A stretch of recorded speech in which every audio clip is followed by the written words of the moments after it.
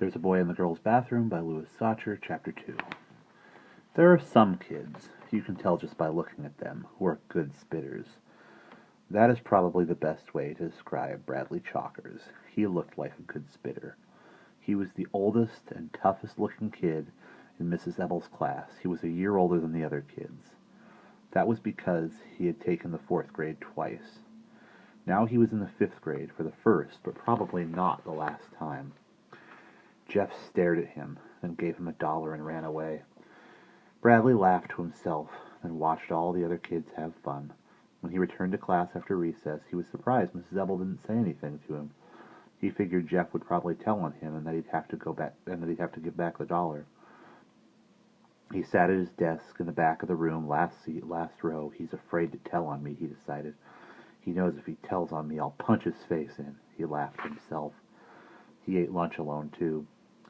As he walked in from lunch, Mrs. Ebel called him to her desk. "Who, me?" he asked. He glared at Jeff, who was already sitting down. "I didn't do anything." "Did you give my note to your mother?" asked Mrs. Ebel. "Huh? What note? You never gave me a note," Mrs. Ebel sighed.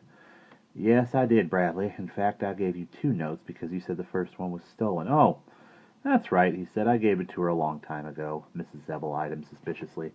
"Bradley, I think it's very important for your mother to come tomorrow." Tomorrow was parents' conference day. "She can't come," said Bradley. "She's sick. You never gave her my note, did you?" "Call her doctor if you don't believe me."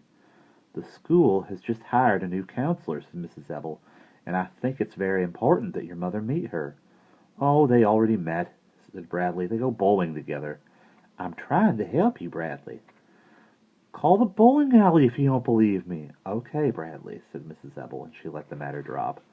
Bradley returned to his seat, glad that was over. He glanced at Jeff, surprised.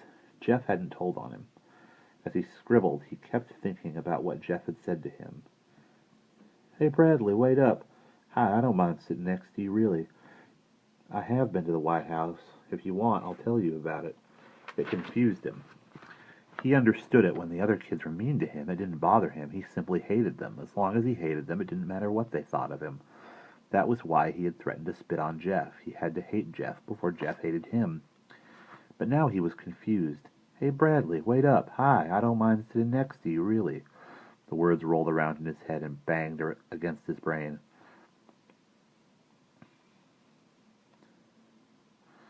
After school, he followed Jeff to the door. "Hey, Jeff," he called. "Wait up." Jeff turned and then started to run, but Bradley was faster.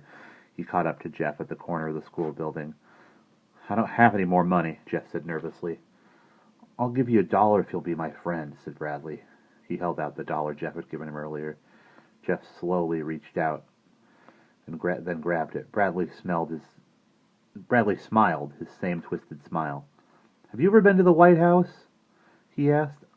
Yes," said Jeff. "Me too," said Bradley. He turned and ran home. And that's the end of Chapter 2.